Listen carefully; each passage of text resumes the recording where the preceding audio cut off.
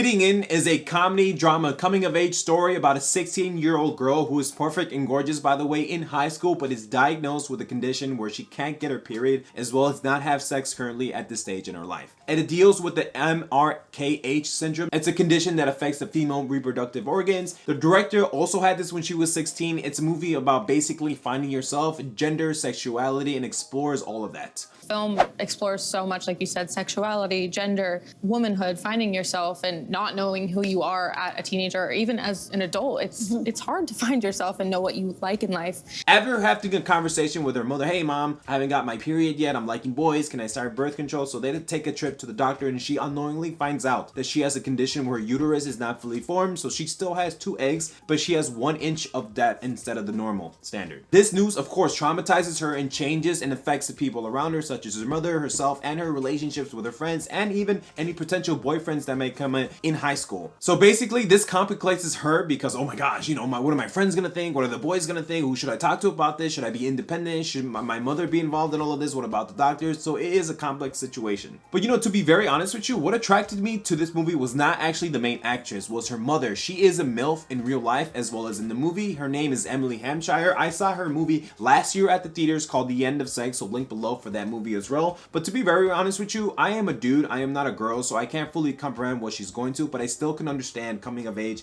and having, now I don't want to say disabilities, but just conditions where the other sex might like not want to like you in that type of way. Her mother also has breast cancer, so that affects the relationship that they have, but also in real life, the director's mother also had breast cancer, so it's she wanted her to do this role because it singles information and exposes to new audience to conditions that people would never known otherwise. But as a guy, you really see her struggle and try to strengthen her vagina with the medical dildos they provide to her, but also just trying to be normal and having sex, making decisions like, does she like girls now? Should she be transgender? Like, who should she like based on what happened with this? Basically, you're 16 years old. Even for me, like, we had hormones. We don't know if we like girls, we like guys. You're like coming out yourself. And basically with this condition, should she have her mother involved? Should she be independent? Should it just be her and the doctor? What about her friends or her teachers? Who can she trust as she's coming to this coming of age story in high school, navigating with this condition? Because she doesn't want to tell anybody, especially now with like cancel culture and TikTok and like videos and like, oh my gosh, like things can go wildfire. Of course, she wants to be private, especially in this point of her life. But yeah, not all the movies happy. I mean, yes, there is a lot of comedic takes, and I feel like, especially in some interviews,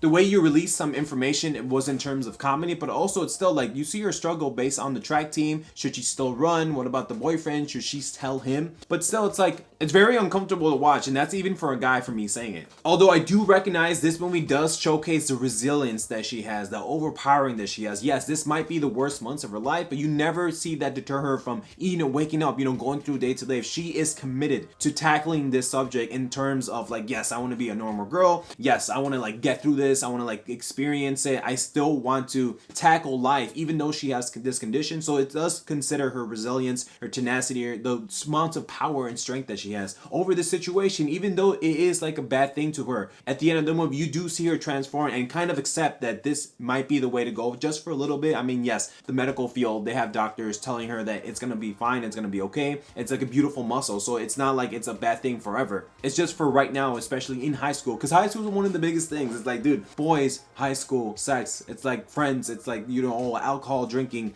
It is a big time for people to change. I'm not going to grade this movie because I just don't feel it right for me to grade this movie, although I will say I do understand it, but I can't fully comprehend what's really going on. Although it is a great movie showcasing conditions. I knew conditions and cancers exist, but I didn't know, like, my mind wasn't open to a lot of them, and now I'm so happy that this gives information and sheds some light on the community that would most feel comfortable watching this movie based on what they're going through and traumatizes of their past and future, and even what they're going through is now. As a Scorpio, I love sex, I love women, of course, Scorpio. So this news would traumatize me if anything like that would happen. I mean, yes, I can say like other things, but not to the extent of this, so I'm not going to grade it, although I did like what I watched and I did understand it, because even being as a guy, I can still see what she goes through, and the movie does a great job of telling you and showcasing you the resilience she has with comedy, through humor, through resilience and power, like I said earlier. If you made it this far, I really appreciate you so much. Maybe consider hitting that like button and turning on notifications so you never miss a video. With that, take care, bye.